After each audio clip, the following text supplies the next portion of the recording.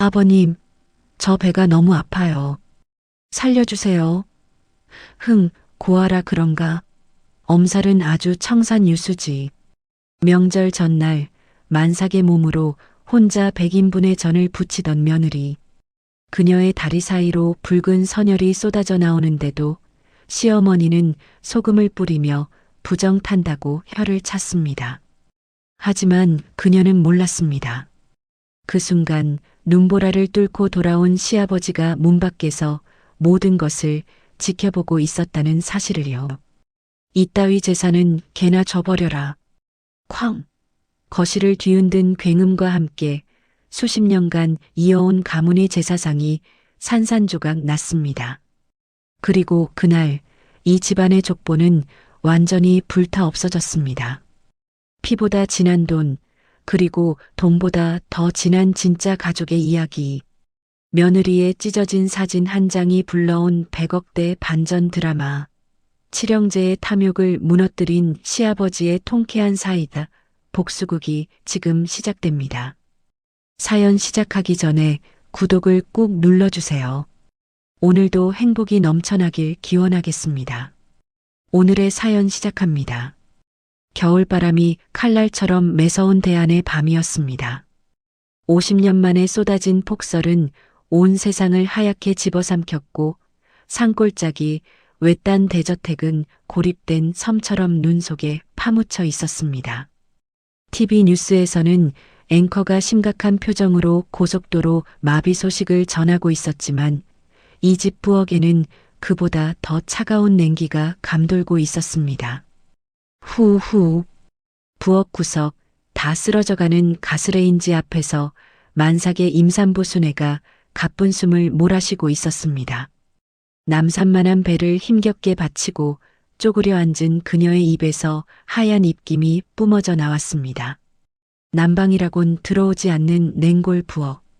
창문 틈새로 들이닥치는 황소바람에 갓 부쳐낸 전들이 금세 돌덩이처럼 굳어가고 있었습니다.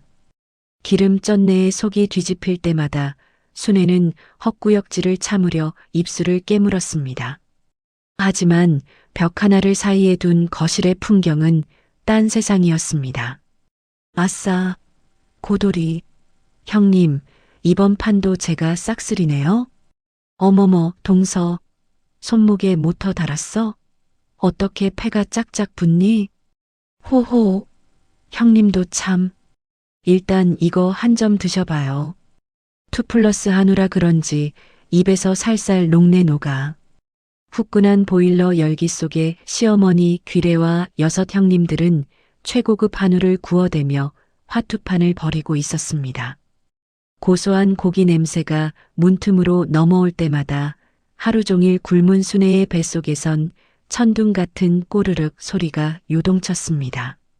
주머니 속 딱딱한 누룽지 조각을 만지작거리는 게 그녀가 할 수 있는 전부였죠. 벌컥?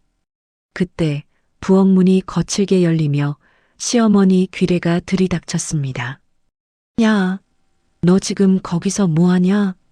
귀래의 앙칼진 목소리에 순애가 화들짝 놀라 뒤집개를 놓칠 뻔했습니다. 귀래는 밍크 조끼를 걸친 채 손에 든 배 한 조각을 우적우적 씹으며 매서운 눈으로 채반을 훑쳤습니다.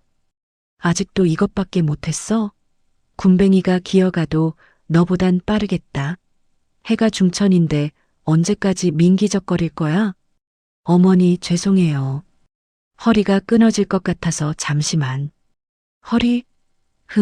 핑계는 아주 청산유수지. 근본 없이 자라서 그런가? 가정교육을 못 받아서 손이 이렇게 굼뜬 거냐고. 귀래는 순애가 정성스레 쌓아둔 동태전을 보더니 표정을 확 구겼습니다. 그러고는 신고 있던 털신 발로 채반을 냅다 걷어차 버렸습니다. 챙그랑. 아! 순애의 비명과 함께 노릇한 전들이 더러운 시멘트 바닥을 굴렀습니다. 펄펄 끓던 기름이 튀어 순애의 손등을 덮쳤고 순식간에 붉은 물집이 부풀어 올랐습니다. 윽 뜨거워. 화끈거리는 고통에 순애가 손을 감싸쥐며 신음했지만 귀래는 눈 하나 깜짝하지 않았습니다.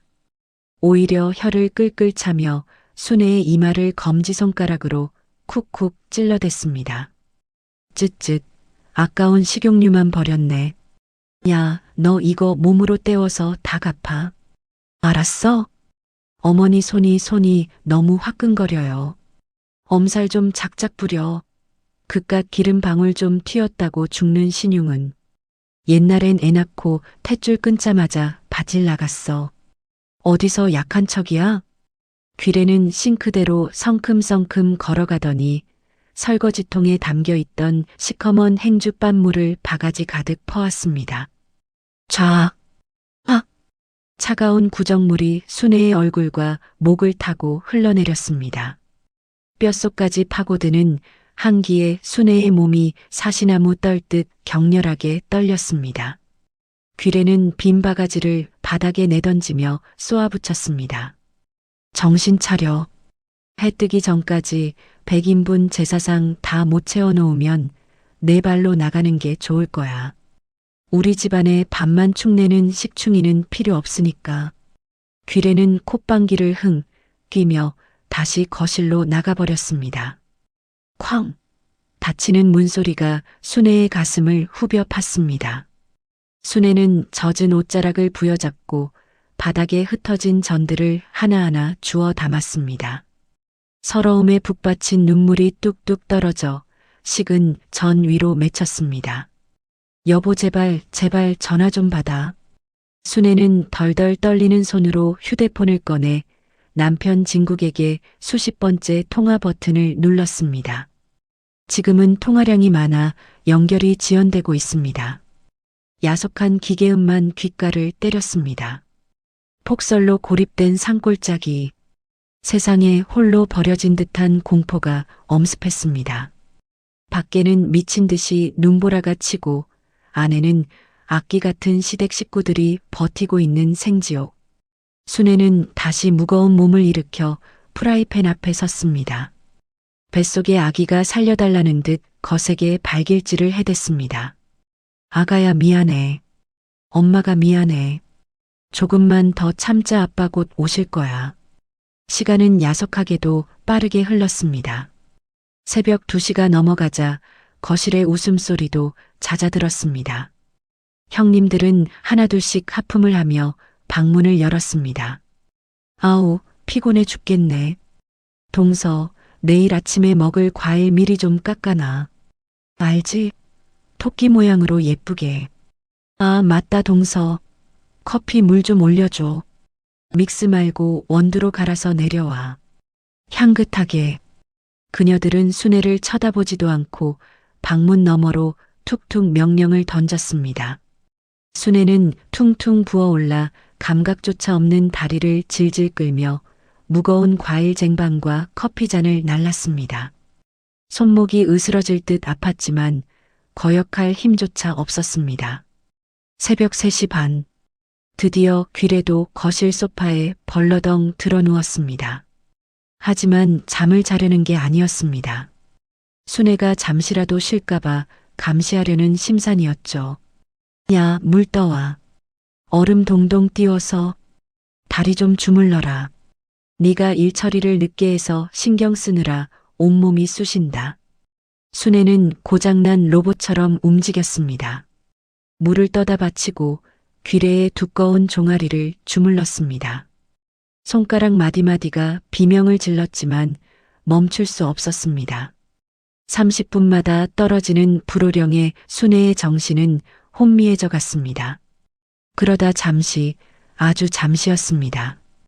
귀래가 드르렁 코를 골기 시작하자 순애는 부엌 식탁 의자에 털썩 주저앉았습니다.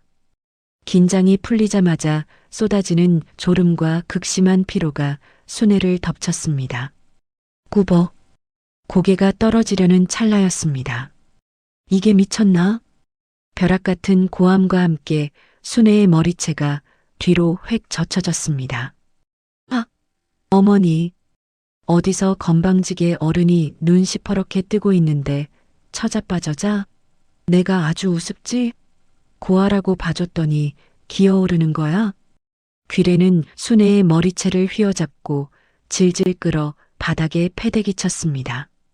쿵! 순애가 비명을 지르며 차가운 바닥을 굴렀습니다. 그때 순애의 앞치마 주머니에서 무언가가 툭 떨어졌습니다. 낡고 빛바랜 사진 한 장. 돌아가신 친정 부모님이 환하게 웃고 있는 순애에게는 목숨과도 같은 유일한 보물이었습니다. 귀래의 눈이 번뜩였습니다. 그녀는 잽싸게 사진을 낚아챘습니다. 이게 뭐야? 아이고 세상에. 제삿날에 재수없게 죽은 귀신들 사진을 품고 있어? 그러니까 네가 하는 일마다 부정 타는 거야. 어머니 안 돼요. 제발요. 그거 하나밖에 없는 사진이에요. 돌려주세요. 순애가 귀래의 바짓가랑이를 붙잡고 매달렸습니다. 눈물 콧물 범벅이 된 얼굴로 애원했습니다. 하지만 귀래의 입가에는 잔인한 미소가 번졌습니다. 이런 건 태워버려야 집안이 잘 돼. 직. 귀래는 망설임 없이 사진을 반으로 찢어버렸습니다. 그것도 모자라 갈기갈기 찢어 쓰레기통에 처박아 버렸습니다. 아, 안 돼. 엄마, 아빠. 순애의 입에서 짐승 같은 울부짖음이 터져 나왔습니다. 그녀는 바닥을 기어 쓰레기통으로 향했습니다. 음식물 쓰레기와 뒤섞인 부모님의 얼굴 조각을 떨리는 손으로 주워 모았습니다. 가슴이, 심장이 난도질 당하는 것 같았습니다. 뚝! 몸 안에서 무언가가 끊어지는 소리가 들렸습니다. 으윽! 순애의 얼굴이 백지장처럼 하얗게 질렸습니다. 복부를 칼로 후비는 듯한 날카로운 통증이 몰려왔습니다. 그녀는 배를 감싸 쥐고 옆으로 쓰러졌습니다. 어머니 배가 너무 아파요 아기가. 흥, 또 깨병이지? 사진 좀 찢었다고 배가 아파? 가지가지 한다, 정말. 연기 대상감이네. 귀래는 코웃음을 치며 돌아섰습니다. 하지만 순애의 신음소리는 점점 커져만 갔습니다. 살려주세요, 아기가 으흐흑. 울컥? 순애의 다리 사이로 붉은 선혈이 쏟아져 나왔습니다. 하얀 시멘트 바닥이 순식간에 시뻘건 피로 물들기 시작했습니다. 그걸 본 귀래의 눈이 커졌지만 걱정이나 당황의 빛은 없었습니다. 오히려 더러운 벌레를 보듯 인상을 찌푸렸습니다. A씨, 재수옴 붙었네. 명절 아침부터 피를 봐. 야, 소금 가져와, 소금. 부정 탄다. 귀래는 쓰러진 며느리를 걱정하기는커녕 소금 타령을 하며 뒷걸음질 쳤습니다. 순애의 시야가 점점 흐릿해졌습니다. 차가운 바닥의 냉기가 온몸을 휘감았습니다. 귓가에는 귀래의 도끼 서린 목소리와 거센 눈보라 소리만이 웅웅거렸습니다. 순애는 힘겹게 손을 뻗었습니다. 굳게 닫힌 현관문 쪽을 향해 여보 아버님 살려주세요. 제발 우리 아기 좀 살려주세요. 그녀의 손끝이 파르르 떨리다가 툭 하고 바닥으로 떨어졌습니다. 의식이 끊어지는 마지막 순간까지 순애는 간절히 기도했습니다. 제발 누군가 이 지옥에서 자신을 구해주기를. 부엌의 낡은 형광등이 파짓거리며 깜빡였습니다. 마치 순애의 꺼져가는 생명처럼 말이죠. 동이 트기 시작한 새벽 6시. 폭설은 잦아들었지만 산골의 아침 공기는 여전히 날카로운 칼날처럼 차가웠습니다. 밤새 눈보라를 뚫고 10시간을 걸어온 판석과 진국은 거의 실신 직전이었습니다. 온몸은 땀과 눈으로 뒤범벅되어 얼음장처럼 차가웠고 판석의 낡은 구두는 눈에 젖어 걸을 때마다 질척거리는 소리를 냈습니다. 아버지, 조금만 더 가면 됩니다. 거의 다 왔어요. 그래, 얼른 가자. 내 처 혼자 고생하고 있을 텐데. 판석의 목소리는 갈라져 있었습니다. 평생을 가족을 위해 헌신했지만 정작 며느리에게 따뜻한 말 한마디 건네지 못한 무뚝뚝한 시아버지였습니다. 하지만 그의 마음속에는 늘 고아인 며느리에 대한 미안함이 자리 잡고 있었죠. 드디어 대저택의 육중한 대문이 보였습니다. 진국은 떨리는 손으로 도어록 비밀번호를 눌렀습니다. 띠리릭 경쾌한 소리와 함께 문이 열렸습니다. 순애야, 우리가 왔어. 진국이 현관문을 벌컥 열어젖히며 소리쳤습니다.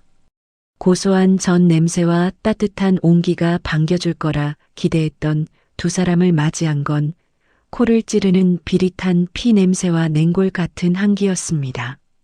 이게 무슨 냄새냐? 판석이 인상을 찌푸리며 신발을 벗으려는데 부엌 쪽에서 날카로운 고함이 들려왔습니다. 일어나. 어디서 자는 척이야. 피 좀 흘렸다고 죽는 신용하면 내가 속을 줄 알아? 귀래의 목소리였습니다.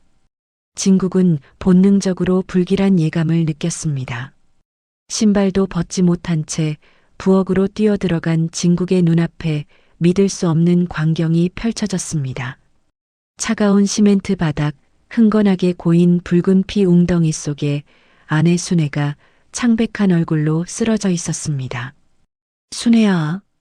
진국이 비명을 지르며 달려가 순애를 끌어안았습니다. 순애의 몸은 얼음장처럼 차가웠고 하체는 피로 붉게 물들어 있었습니다. 여보, 정신 차려. 순애야. 진국이 순애의 뺨을 때리며 흔들었지만 순애는 미동조차 없었습니다. 그 옆에 서 있던 귀래는 손에 소금 바가지를 든 채 혀를 쯧쯧 찼습니다. 아이고 참나. 남편 왔다고 아주 연기 대상감이네. 야, 너 그거 다 쇼인 거 안다. 일어나라니까? 당신 지금 제정신이야? 사람이 죽어가잖아. 진국이 짐승처럼 울부짖으며 귀래를 노려보았습니다. 그 눈빛에 귀래가 흠칫하며 뒷걸음질 쳤습니다. 아니 얘가 아까 사진 좀 찢었다고 갑자기 배 아프다면서. 뒤늦게 들어온 판석은 그 자리에 얼어붙고 말았습니다. 피범벅이 된 바닥, 쓰레기통 옆에 흩어진 사돈에 찢겨진 사진, 그리고 태연하게 소금을 뿌리려던 아내의 모습, 모든 것이 비현실적으로 느껴졌습니다. 그때 안방 문들이 열리며 6 며느리와 아들들이 부스스한 얼굴로 나왔습니다. 아우, 아침부터 무슨 소란이에요? 아버지 오셨어요? 진국이 너도 왔냐? 큰아들은 상황 파악도 못한 채 하품을 하며 판석에게 다가왔습니다. 아버지, 옷 젖으셨네. 얼른 갈아입고 제사 지내셔야죠. 배고파 죽겠어요. 판석의 손이 부들부들 떨렸습니다. 평생을 바쳐 키운 자식들이었습니다. 내 배 골아가며 입히고 먹여 번듯한 사장님 소리 듣게 해줬더니 지금 눈앞에서 죽어가는 재수 씨를 보고도 배고프다는 소리나 하고 있는 것이었습니다. 제사? 판석의 입에서 낮은 신음 같은 소리가 새어나왔습니다. 네, 얼른 절하고 밥 먹자니까요.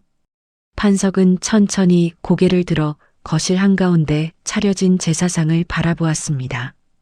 상다리가 휘어질 듯 화려한 음식들. 저것들을 만들기 위해 며느리가 흘렸을 피눈물이 보이는 듯 했습니다. 판석의 손에 들린 지팡이가 허공을 갈랐습니다. 와장창. 판석은 거실 장식장에 놓인 수천만 원짜리 도자기를 지팡이로 내리쳐 박살냈습니다. 굉음과 함께 유리 파편이 사방으로 튀었습니다. 아버지, 뭐 하시는 거예요? 아들들이 기겁하며 소리쳤지만 판석은 멈추지 않았습니다. 그는 성큼성큼 제사상 앞으로 걸어갔습니다. 그의 눈에서는 시뻘건 불꽃이 튀고 있었습니다. 조상덕 보겠다고 산 사람을 잡아먹어? 이따위 제사는 개나 줘버려라. 우당탕탕. 판석은 있는 힘을 다해 거대한 제사상을 뒤엎어버렸습니다. 정성껏 쌓아 올린 배와 사과가 바닥을 구르고 탕국 그릇이 깨지며 뜨거운 국물이 사방으로 튀었습니다. 12첩 반상이 순식간에 쓰레기장이 되었습니다. 아, 내 음식? 이게 얼마짜린데? 귀래가 비명을 지르며 바닥에 주저앉았습니다. 아들들은 아버지 노망 나셨냐, 미쳤냐며 판석에게 달려들었습니다. 판석은 바닥에 깨진 사기 그릇 조각을 집어들고 그들을 향해 겨눴습니다. 가까이 오지 마라. 내 오늘부로 너희들 애비 아니다. 가까이 오면 다 찔러 죽여버릴 거다. 판석의 서슬 퍼런 기세에 건장한 아들 7이 주춤하며 물러섰습니다. 판석은 그 길로 안방으로 뛰어들어갔습니다. 벽에 붙은 금고를 열고 집안의 전 재산이 걸린 땅 문서와 집 문서, 가게 권리증 뭉치를 꺼내왔습니다.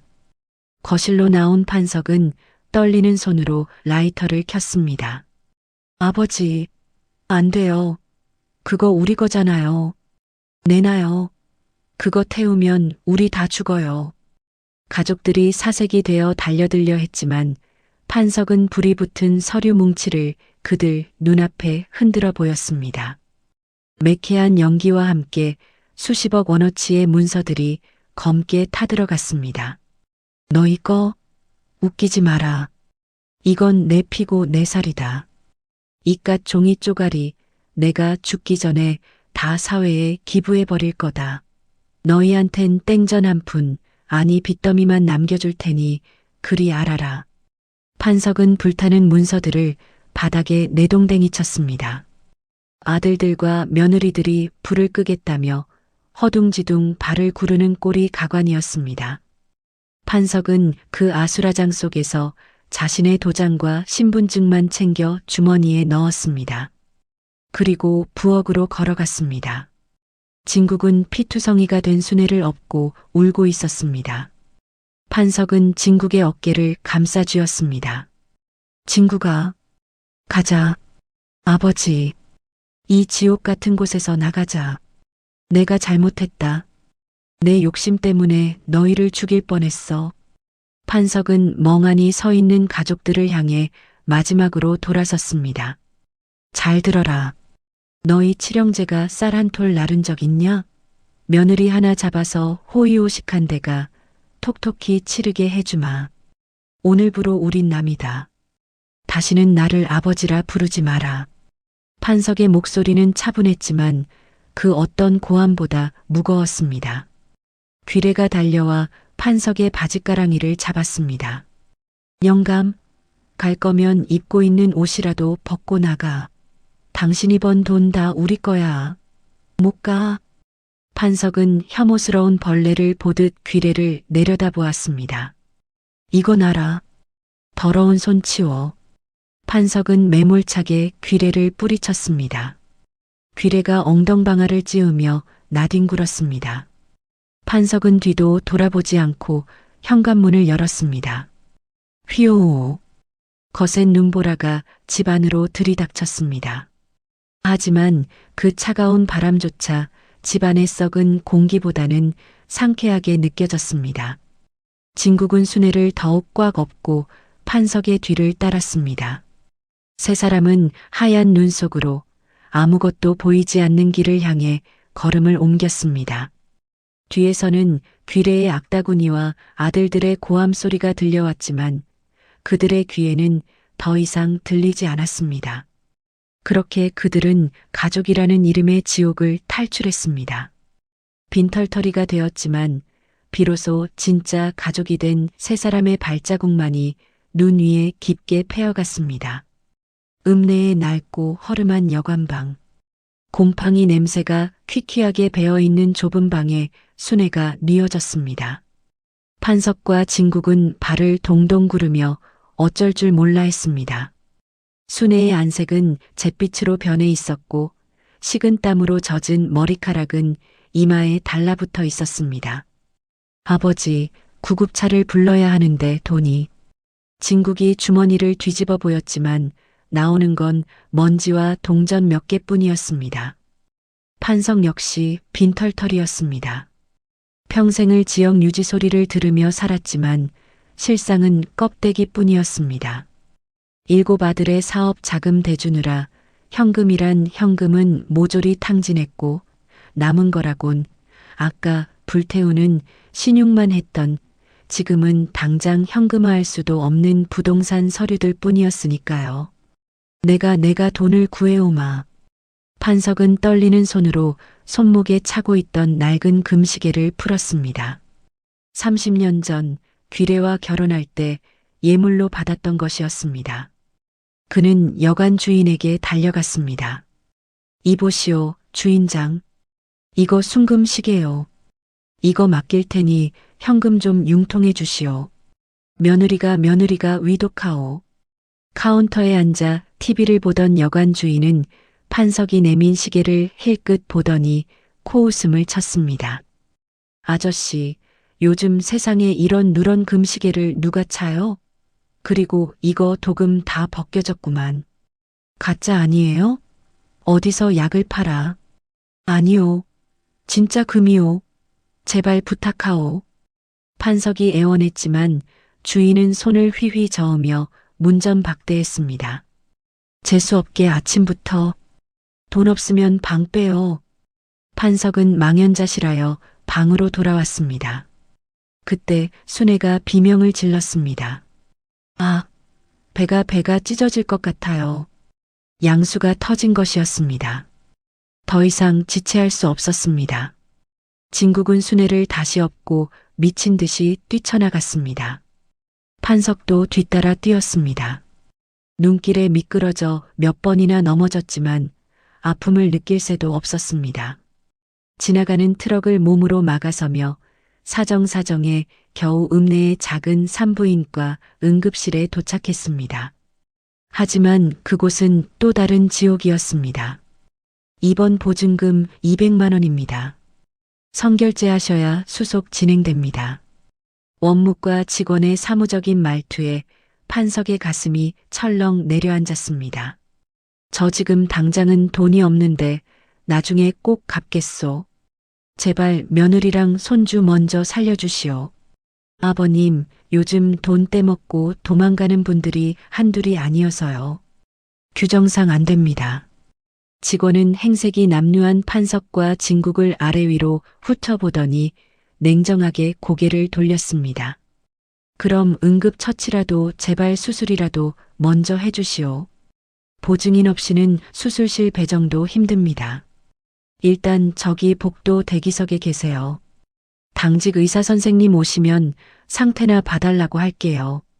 직원이 가리킨 곳은 찬바람이 숭숭 들어오는 응급실 복도 구석의 간이 침대였습니다. 따뜻한 온기가 도는 안쪽 병실들을 두고 순애는 차가운 복도에 방치되었습니다. 여보, 나 너무 아파. 우리 아기 잘못되는 거 아니지?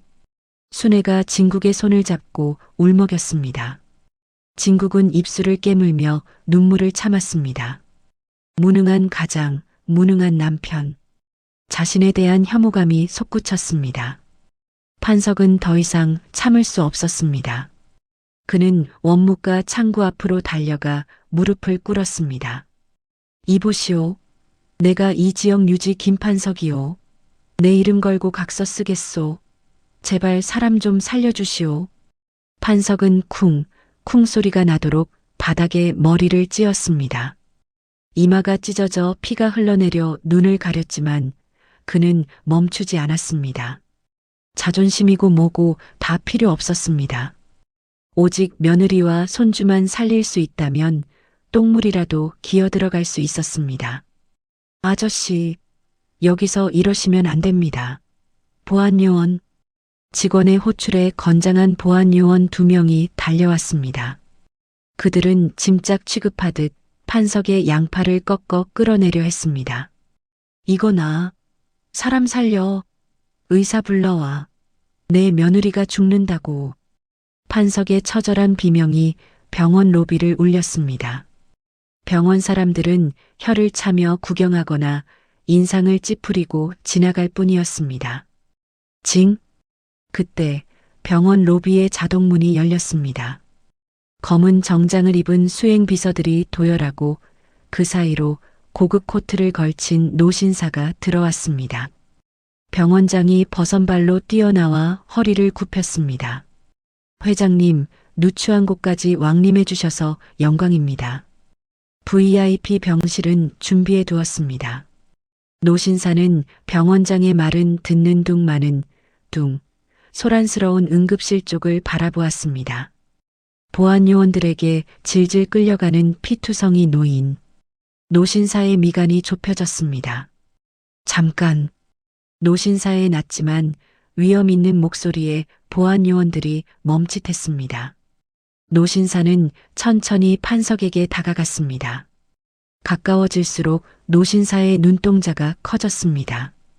흙투성이가 된 얼굴, 찢어진 이마, 그리고 낯익은 그 눈빛. 자네 혹시 김판석 씨 아닌가? 떨리는 노신사의 목소리에 고개를 푹 숙이고 있던 판석이 천천히 고개를 들었습니다. 흐르는 피 때문에 한쪽 눈을 제대로 뜨지 못했지만 판석은 단번에 그를 알아봤습니다. 황 사장? 판석의 입에서 쉰 목소리가 새어나왔습니다. 30년 전 부도 위기에 몰려 자살까지 생각했던 거래처 사장 황만식. 판석이 집문서를 담보로 대출받아 빚을 갚아주고 국밥 한 그릇 사 먹여 제기시켰던 그 사람이었습니다. 지금은 대한민국 요식업계를 주름잡는 황금그룹의 황 회장이 되어 눈앞에 서 있었습니다. 세상에 형님, 이게 도대체 무슨 꼴입니까? 황 회장이 판석을 와락 끌어안았습니다. 30년 세월을 뛰어넘은 재회였습니다. 판석은 긴장이 풀리며 다리에 힘이 풀렸습니다. 황 사장, 내 며느리가 죽어가네. 돈이 없어서 수술을 안 해준대. 판석의 말에 황 회장의 얼굴이 불그락푸르락해졌습니다. 그는 병원장을 향해 벼락 같은 호통을 쳤습니다. 병원장, 자네 눈에는 돈만 보이고 사람은 안 보이나? 이분은 내 생명의 은인이다. 지금 당장 최고급 병실로 모셔. 산부인과 과장 호출하고 수술실 열어. 병원비 내가 백지수표를 써줄 테니 당장 사람부터 살려내. 병원 내의 공기가 순식간에 뒤바뀌었습니다. 병원장은 사색이 되어 보안 요원들을 물리치고 직접 판석을 부축했습니다. 죄송합니다, 어르신. 몰라 뵀습니다. 빨리 1번 수술실 준비해. 코드 블루. 의료진들이 순애가 누운 간이침대로 달려들어 그녀를 싣고 전력 질주하기 시작했습니다. 진국은 순애의 손을 잡고 수술실까지 달렸습니다.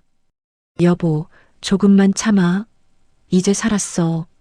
수술실 문이 닫히고 수술 중 램프에 붉은 불이 들어왔습니다. 판석은 그 자리에 주저앉아 엉엉 울음을 터뜨렸습니다.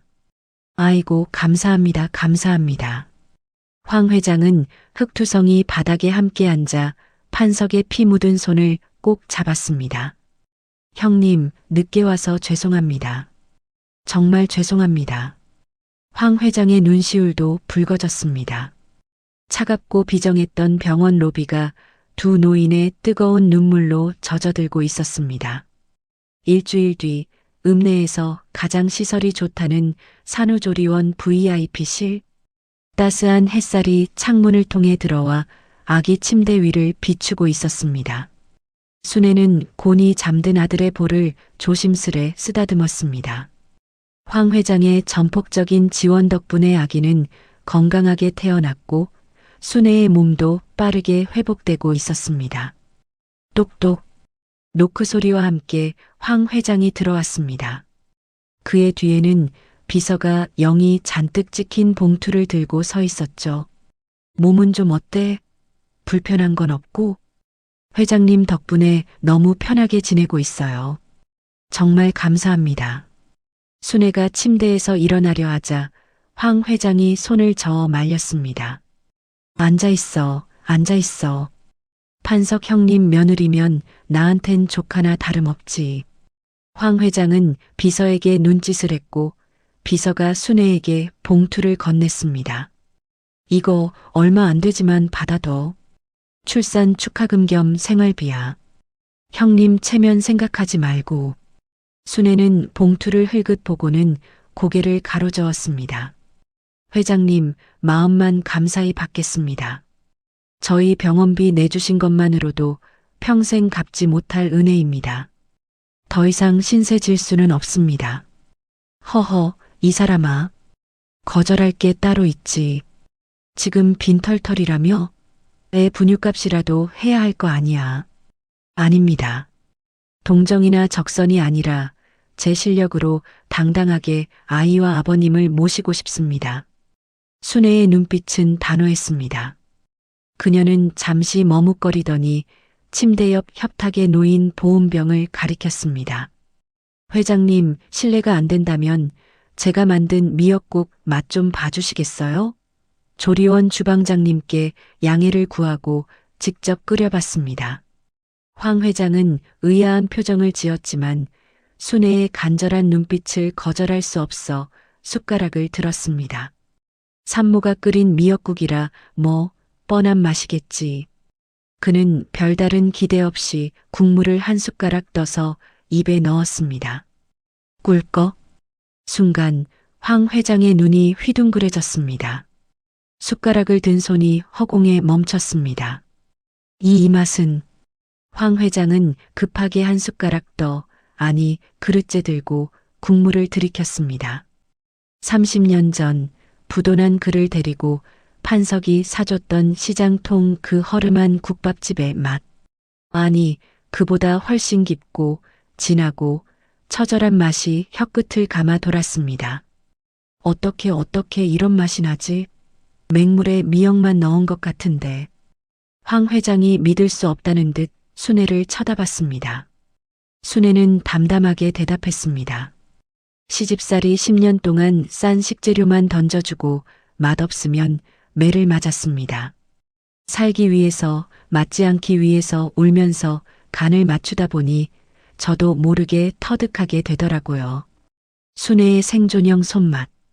그것은 값비싼 조미료 따위로는 흉내낼 수 없는 눈물과 한이 서린 깊은 맛이었습니다. 황 회장은 가슴이 먹먹해져 잠시 말을 잇지 못했습니다. 그러다 무릎을 탁 쳤습니다. 됐다. 이거면 됐어. 황 회장은 즉시 비서에게 전화해 지시를 내렸습니다. 김 실장, 당장 시내 번화가 건물 1층 점포 비워.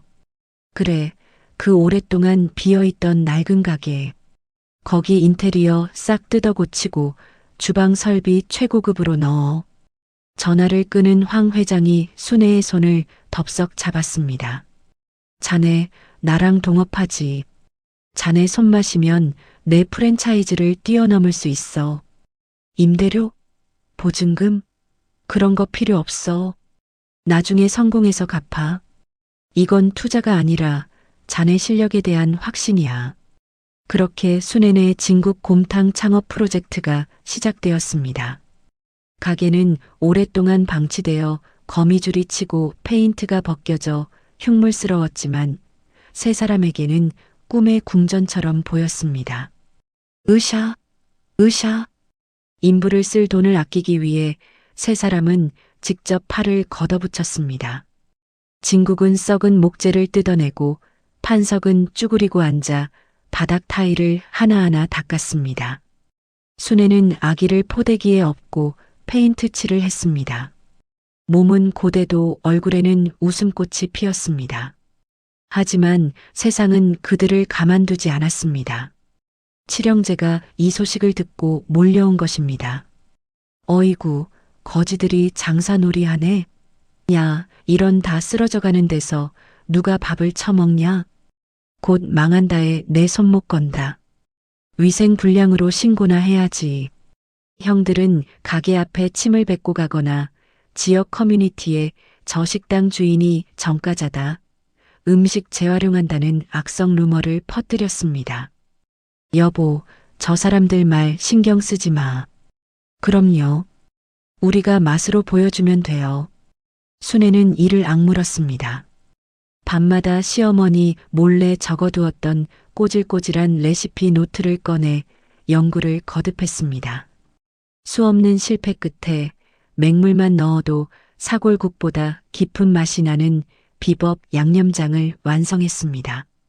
판석은 손주를 업고 시장을 돌며 직접 쓴 전단지를 돌렸습니다. 안녕하세요. 제 며느리가 만드는 진짜 밥입니다. 한 번만 와주세요. 정말 맛있습니다. 평생 대접만 받던 지역유지 김판석이 90도로 허리를 굽히며 전단지를 돌리는 모습에 시장 상인들도 마음을 열기 시작했습니다. 드디어 개업 당일 순회내 진국 곰탕 간판에 불이 들어왔습니다. 어이, 영업 방해하지 말고 비켜. 개업식을 망치려고 형제들이 보낸 동네 건달들이 들이닥쳐 행패를 부리기 시작했습니다. 순애와 진국이 겁에 질려 떨고 있을 때였습니다. 기익. 검은 세단 수십 대가 가게 앞에 멈춰 섰습니다. 황 회장의 경호팀이었습니다. 치워. 경호팀장의 짧은 지시에 건달들은 순식간에 제압당해 쫓겨났습니다. 오히려 이 소동이 구경거리가 되어 사람들이 몰려들기 시작했습니다. 가게 입구에는 황 회장이 보낸 3미터는 좋게 되어 보이는 거대한 화환이 놓여 있었습니다.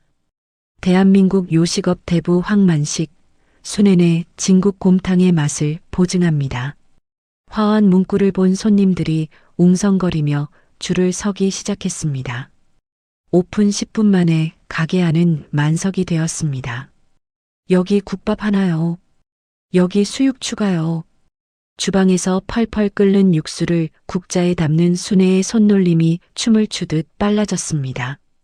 첫 손님이 국물을 한 입 먹고 눈을 감더니 엄지손가락을 치켜 세웠습니다. 와, 이거 진짜다. 인생 맛집이네. 그 한마디에 주방에서 숨죽여 지켜보던 순애와 홀에 있던 판석의 시선이 마주쳤습니다. 두 사람의 얼굴에 환한 미소가 번졌습니다. 밀려드는 주문표를 보며 진국은 행복한 비명을 질렀고 순애는 흐르는 땀을 닦으며 비로소 느꼈습니다. 지옥 같던 과거는 끝났고 이제 진짜 내 인생이 시작되었다는 것을.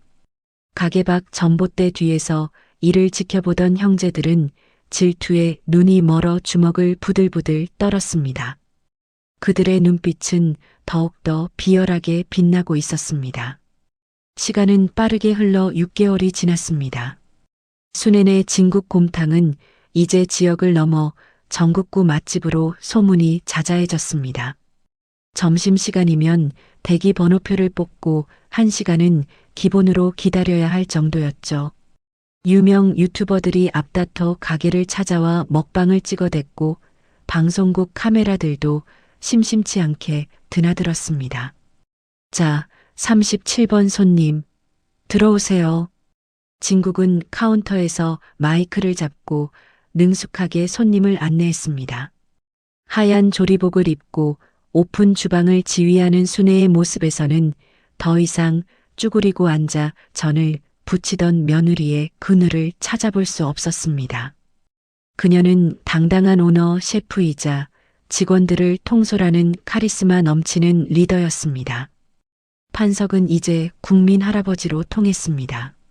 말끔한 정장을 입고 포대기 대신 힙시트에 손주를 앉힌 채 홀을 누비며 손님들에게 인사를 건넸습니다. 어서 오십시오. 우리 며느리가 끓인 국물, 보약입니다, 보약. 아이고, 사장님, 며느님 솜씨가 정말 대단하세요. 그렇죠? 우리 며느리가 복덩이입니다. 허허. 영업이 끝나고 셔터를 내린 늦은 밤. 세 사람은 테이블에 모여 앉아 그날의 매출을 정산했습니다. 계산기를 두드리던 진국의 입이 떡 벌어졌습니다. 아버지, 여보, 오늘 매출 역대 최고예요. 이대로면 다음 달에 볕 잘 드는 아파트로 이사 갈 수 있겠어요. 정말 고생했어, 여보. 순애와 진국이 얼싸안고 환호했습니다. 판석은 손주의 통통한 볼을 쓰다듬으며 흐뭇하게 웃었습니다. 이제야 우리 식구들 다리 뻗고 잘 집이 생기는구나. 판석은 순애의 거칠어진 손을 꼭 잡았습니다. 따뜻한 온기가 두 사람 사이에 흘렀습니다. 하지만 같은 시각 본가의 풍경은 정반대였습니다. 아우, 추워 보일러가 또 멈췄나? 한때 떵떵거리던 대저택은 이제 폐가나 다름없었습니다. 난방비와 수도세가 밀려 전기와 물이 끊긴 지 오래였죠. 냉골 같은 안방에서 귀래는 이불을 머리끝까지 뒤집어 쓰고 덜덜 떨고 있었습니다. 촛불 하나가 위태롭게 흔들리며 그녀의 퀭한 얼굴을 비쳤습니다. 큰아들들은 아버지의 지원이 끊기자마자 하던 사업을 줄줄이 말아먹었습니다.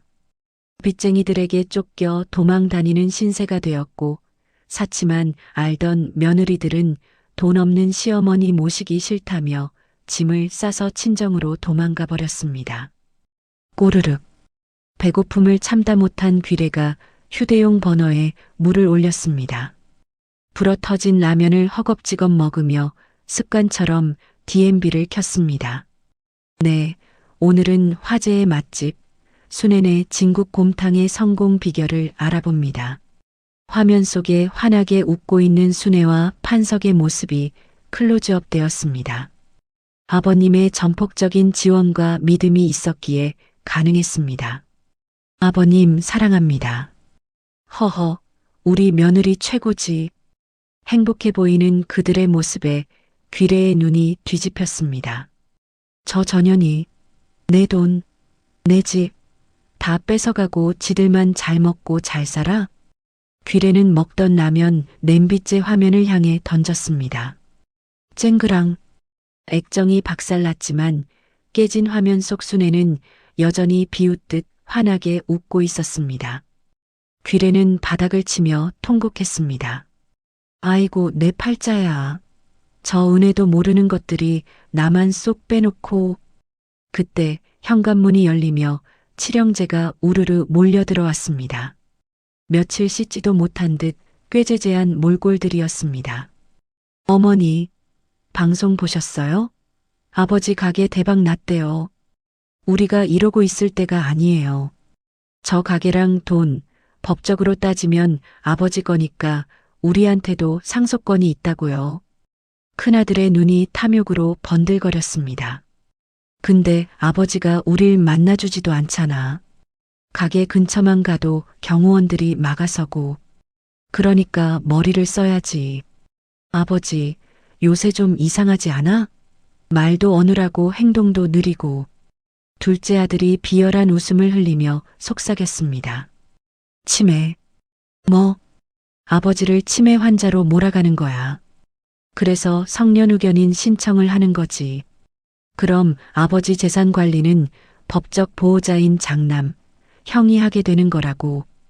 형제들의 눈빛이 교환되었습니다.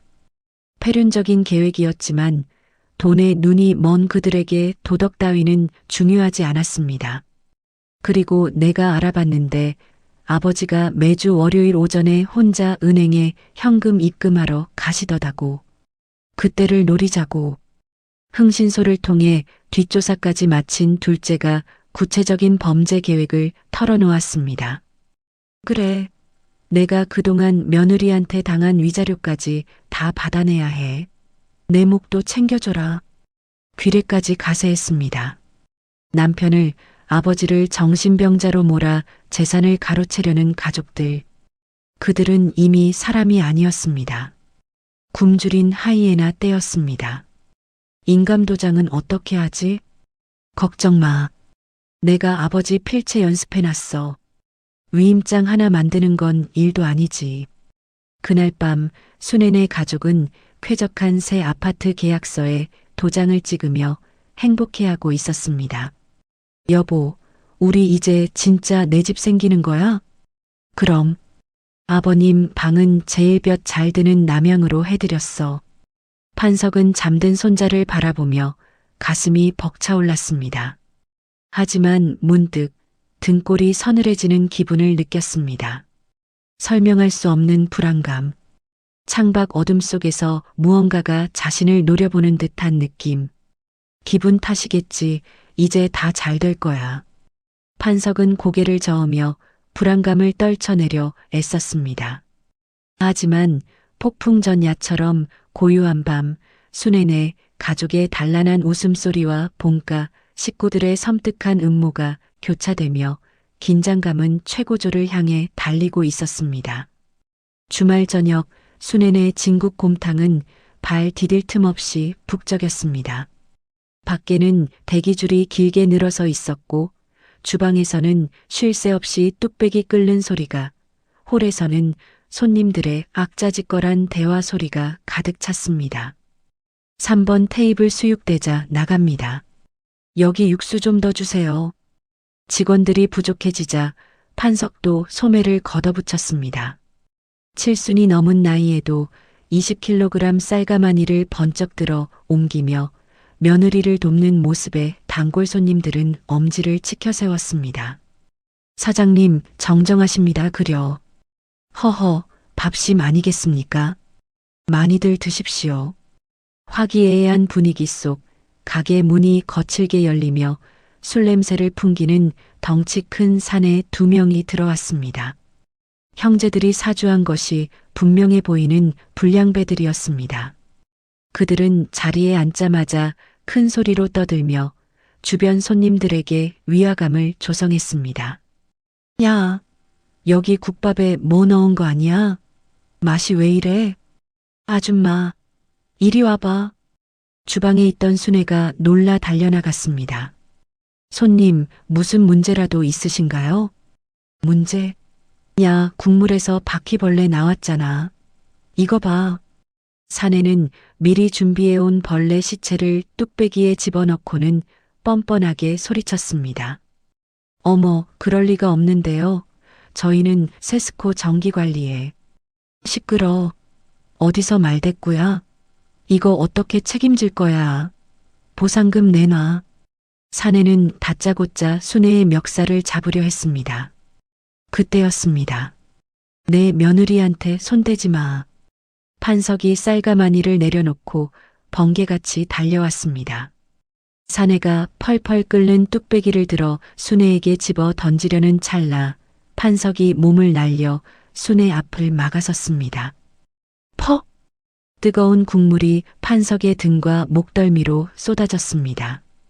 아버님! 순애의 비명과 함께 판석이 고통에 몸부림쳤습니다. 하지만 화상보다 더 큰 문제가 닥쳤습니다. 극심한 스트레스와 충격으로 혈압이 급격히 치솟은 것입니다. 판석의 얼굴이 시뻘겋게 달아오르더니 몸이 사시나무 떨듯 떨리기 시작했습니다. 으윽. 판석의 코에서 검붉은 코피가 주르륵 쏟아졌습니다. 다리에 힘이 풀린 판석은 그대로 바닥으로 고꾸라졌습니다. 쟁반과 그릇들이 와장창 깨지며 식당은 아수라장이 되었습니다. 아버지, 정신 차리세요.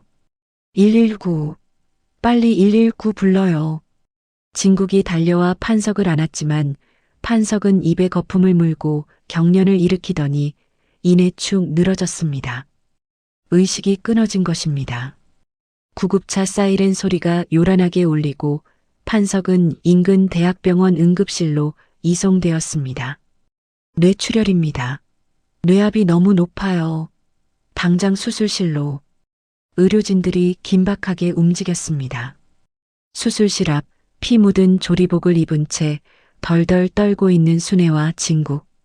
그들은 서로를 부둥켜 안고 오열했습니다. 띵!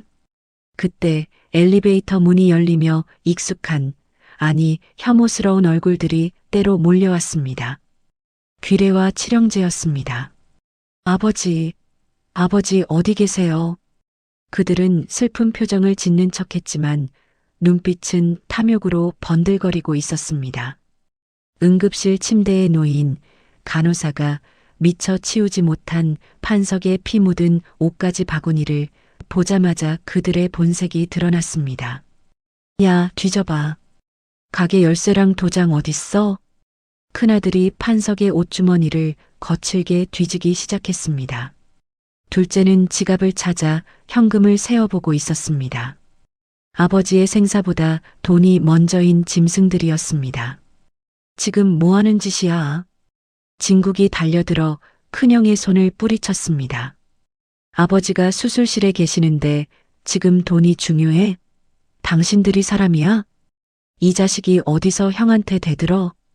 큰형은 적반하장으로 진국의 멱살을 잡았습니다. 아버지가 식물인간 되면 법적으로 장남인 내가 재산 관리하는 게 맞아. 너 같은 놈이 뭘 안다고 까불어? 맞아. 네가 가게 꿀꺽하려고 그러는 거 다 알아. 형제들이 때로 달려들어 진국을 밀치고 욕설을 퍼부었습니다. 병원 복도가 떠나가라 재산 싸움을 벌이는 그들의 추태에 다른 환자 보호자들이 경악하며 쳐다보았지만 아랑곳하지 않았습니다. 귀래는 멍하니 의자에 앉아있는 순애에게 다가갔습니다. 이게 다 너 때문이야. 내년이 우리 남편을 얼마나 부려먹었으면 쓰러지시니? 응? 재수 없는 년. 귀래가 손을 쳐들어 순애의 뺨을 올려붙이려 했습니다. 탁! 하지만 순애는 더 이상 예전에 약하고 당하기만 하던 며느리가 아니었습니다. 순애는 허공에서 귀래의 손목을 낚아채며 서늘한 눈빛으로 쏘아붙였습니다. 손 치우세요. 여기가 어디라고 행패입니까? 당신들은 가족도 아니에요. 아버님 털끝 하나라도 건드리면 제가 가만 안 둡니다. 순애의 기세에 눌린 귀래가 주춤하며 뒷걸음질 쳤습니다. 그때 수술실 램프가 꺼지고 집도이가 피곤한 얼굴로 나왔습니다. 형제들은 순식간에 의사에게 우르르 달려들었습니다. 선생님, 어떻게 됐습니까? 그들의 질문은 살 수 있냐가 아니었습니다. 유원장 남길 정신은 있습니까? 의식은 언제 돌아옵니까? 말은 할 수 있나요? 의사는 기가 막히다는 표정으로 그들을 바라보았습니다. 수술은 끝났지만 출혈량이 많아 아직 위험합니다. 오늘 밤이 고비입니다. 마음의 준비를 하시는 게. 의사의 말이 끝나기도 전에 형제들은 서로 눈짓을 교환했습니다. 슬픔? 걱정? 그런 건 없었습니다. 오히려 회심의 미소가 그들의 입가에 스쳤습니다. 오늘 밤이 고비라고? 변호사 불러. 지금 당장. 큰아들이 어딘가로 전화를 걸며 속삭였습니다. 작전 시작해. 오늘 밤 안에 끝낸다. 수술실 앞에 차가운 공기 속에서 순애는 본능적으로 느꼈습니다. 진짜 싸움은 이제부터 시작이라는 것을. 아버님을 지키기 위한 마지막 전쟁이 시작되고 있었습니다. 3일 뒤 중환자실의 기계음만이 규칙적으로 울리는 정막 속에서 판석은 산소호흡기에 의지에 가쁜 숨을 몰아쉬고 있었습니다. 온몸에 연결된 튜브와 전선들, 창백하게 질린 얼굴은 그가 생사의 경계를 오가고 있음을 보여주었습니다. 순애는 밤낮 없이 판석의 곁을 지켰습니다. 욕창이 생기지 않도록 2시간마다 굳은 몸을 돌려 눕히고 따뜻한 물수건으로 손발을 닦아주며 대소변을 받아냈습니다. 아버님 일어나세요. 저희랑 새집 가셔야죠. 손주 재롱도 보셔야죠. 순애의 눈물이 판석의 메마른 손등 위로 뚝뚝 떨어졌습니다. 병실 밖 복도에는 진국이 뜬 눈으로 보초를 서고 있었습니다. 황 회장이 보내준 사설 경호원 2명이 든든하게 버티고 있었지만 진국의 불안감은 가시지 않았습니다.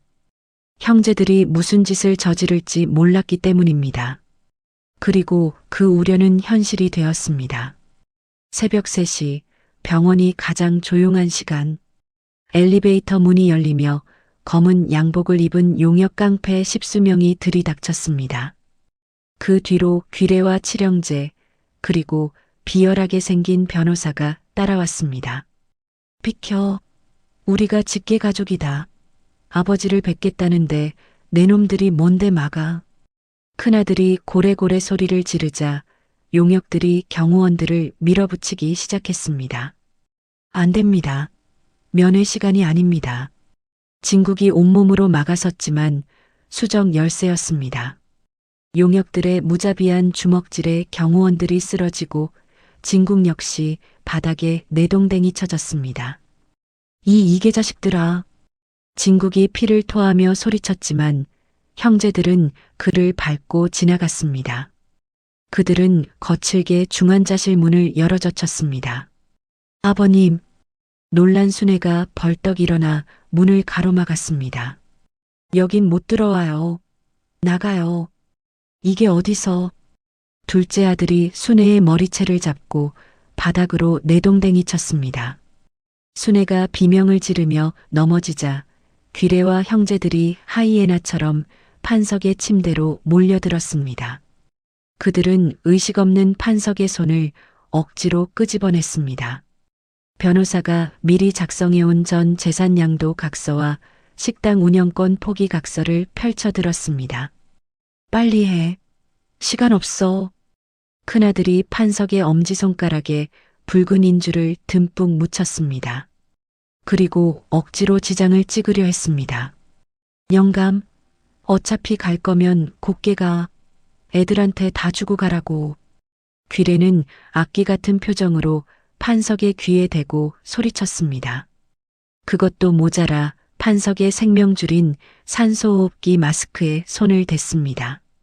이것 떼면 금방 끝나잖아. 귀래의 손이 호흡기 끈을 풀려는 순간이었습니다. 비.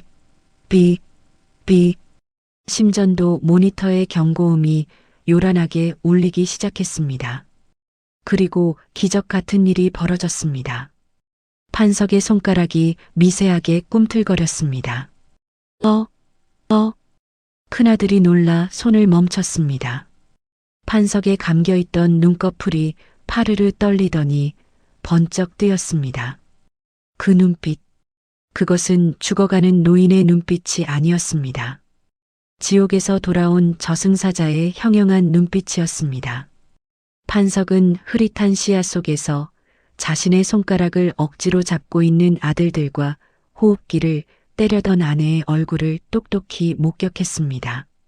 아버지, 놀란 형제들이 뒷걸음질치며 각서를 등 뒤로 숨겼습니다. 귀래도 화들짝 놀라 손을 떼고 주저앉았습니다. 판석이 산소 마스크 안에서 쉰 목소리를 쥐어짜냈습니다. 이 도둑놈들아. 그 목소리는 작았지만 병실 안의 모든 공기를 얼어붙게 만들었습니다. 벌컥? 그때 중환자실 문이 활짝 열렸습니다. 황 회장이 대형 로펌 변호사단과 제복 입은 경찰들을 대동하고 위풍당당하게 들어왔습니다. 동작 그만. 지금 이 모든 상황은 녹화되고 있다. 황 회장이 천장을 가리켰습니다. 병실 구석에 설치해둔 초소형 CCTV에 붉은 불빛이 깜빡이고 있었습니다. 형제들의 얼굴이 사색이 되었습니다. 황 회장 측 변호사가 차가운 목소리로 말했습니다. 생명이 위급한 환자에게 강압적인 서명을 시도하고 특히 생명 유지 장치를 제거하려 한 행위. 이는 명백한 존속 살해 미수이자 상속 결격 사유에 해당합니다. 당신들은 유류부는커녕 감방에서 썩게 될 겁니다. 뭐라고요? 형제들이 웅성거리는 사이 경찰들이 들이닥쳤습니다. 김철수 씨 외 7명, 특수폭행, 사문서 위조 미수, 존속 살해 미수 혐의로 긴급 체포합니다. 찰칵. 수갑이 채워지는 차가운 소리가 병실에 울려 퍼졌습니다. 귀래가 경찰의 팔을 뿌리치며 발악했습니다. 이거나. 내가 내 남편 재산 좀 받겠다는데 뭐가 죄야. 영감, 말 좀 해봐. 당신이 시켰다고 해. 판석은 순애의 부축을 받아 힘겹게 상체를 일으켰습니다. 그리고 떨리는 손으로 산소 마스크를 잠시 내렸습니다. 변호사 양반, 내 유언 받아 적으시오. 모든 시선이 판석에게 집중되었습니다. 내 전 재산, 집, 땅, 식당의 모든 권리는 나를 살린 며느리 김순애에게 상속한다. 저 짐승들은 내 가족이 아니다. 땡전 한 푼도 주지 마라. 그리고 저놈들에게 줬던 사업 자금, 증여 재산, 전부 다 환수 소송 진행해 판석의 서슬 퍼런 선언에 형제들은 다리에 힘이 풀려 주저앉았습니다. 아버지, 잘못했어요. 한 번만 봐주세요. 아빠, 우리 핏줄이잖아요. 그들은 판석의 침대 모서리를 잡고 울부짖었지만 판석은 고개를 돌려버렸습니다. 끌어내. 경찰들에 의해 질질 끌려나가는 가족들의 비명소리가 병원 복도 멀리 사라질 때까지 판석은 순애의 손을 놓지 않았습니다. 순애는 판석의 가슴에 얼굴을 묻고 오열했고 진국은 아버지의 어깨를 감싸 안았습니다. 지옥 같던 긴 밤이 끝나고 창밖으로 서서히 여명이 밝아오고 있었습니다. 심판의 날이 밝았습니다. 한 달 뒤 법원 앞은 취재진들로 인산인해를 이뤘습니다. 피고인 김모 씨 외 7명에게 징역형이 선고되었습니다. 존속살해 미수 및 사문서 위조 혐의가 모두 인정되었습니다. 뉴스 리포터의 목소리 뒤로 수의를 입고 포승줄에 묶인 칠형제가 고개를 푹 숙인 채 호송차에 오르는 모습이 보였습니다. 그들은 서로를 원망하며 욕설을 퍼붓고 있었습니다. 야, 네가 하자고 했잖아. 내 탓이야. 형이 장남이라며. 책임져. 형제에는커녕 그들은 끝까지 서로를 물어뜯는 짐승들이었습니다. 귀래 역시 징역형을 피할 수 없었습니다. 그녀는 호송차 창문에 매달려 판석을 향해 절규했습니다. 영감, 내가 잘못했어. 한 번만 봐줘. 나 감옥 가기 싫어. 하지만 판석은 그 모습을 차가운 눈으로 지켜볼 뿐이었습니다. 이미 이혼 소송은 마무리되었고 과거 아들들에게 증여했던 재산에 대한 반환 소송까지 승소하여 그들은 완벽한 빈털터리가 되었습니다. 모든 재판이 끝나고 건강을 회복한 판석은 지팡이를 짚고 순애의 부축을 받으며 옛집으로 향했습니다. 경매로 넘어가 곧 철거될 예정인 대저택. 한때는 마을에서 제일 가는 부잣집이라 불렸지만 이제는 흉물스럽게 방치되어 있었습니다. 대문에는 빨간색 낙하로 철거 예정이라는 글씨가 큼지막하게 쓰여 있었습니다. 판석은 잠시 멈춰서서 그 집을 바라보았습니다. 평생을 바쳐 일군 집, 7 아들을 키워낸 집, 그리고 며느리 순애가 피눈물을 흘렸던 지옥 같은 집. 아버님 괜찮으세요? 순애가 조심스레 물었습니다. 판석은 씁쓸한 표정 대신 후련한 미소를 지으며 고개를 끄덕였습니다. 괜찮다. 저 집은 껍데기였을 뿐이야. 사랑도 정도 없는 그냥 시멘트 덩어리였지. 판석은 지팡이로 바닥을 툭 치며 돌아섰습니다. 가자. 이제야 진짜 사람 사는 집으로 가는 것 같구나. 순애와 진국은 그런 아버지를 따뜻하게 안아드렸습니다. 세 사람은 서로의 체온을 느끼며 뒤도 돌아보지 않고 새로운 보금자리로 발걸음을 옮겼습니다. 계절이 바뀌어 다시 설날이 돌아왔습니다. 하지만 이번 설날은 1년 전과 완전히 달랐습니다. 한강이 내려다 보이는 으리으리한 새 아파트 거실. 따스한 햇살이 통유리창을 통해 쏟아져 들어오고 있었습니다. 순애네 진국 곰탕은 해외 진출까지 앞둔 글로벌 브랜드가 되었고 수익금의 일부는 매달 보육원과 독거노인을 위해 기부되며 세상에 선한 영향력을 펼치고 있었죠. 거실 한가운데에는 100인분의 제사상 대신 김이 모락모락 나는 떡국 3그릇과 판석이 좋아하는 잡채 한 접시만이 단출하지만 정갈하게 차려져 있었습니다. 순애는 조심스러운 손길로 거실 양지 바른 곳에 놓인 협탁으로 다가갔습니다. 그곳에는 금장 액자가 하나 놓여 있었습니다. 1년 전 귀래가 갈기갈기 찢어 쓰레기통에 버렸던 하지만 순애가 밤새 울며 테이프로 이어 붙여 복원한 친정 부모님의 사진이었습니다. 찢어진 자국이 선명했지만 그 상처마저도 이제는 추억이 되어 빛나고 있었습니다.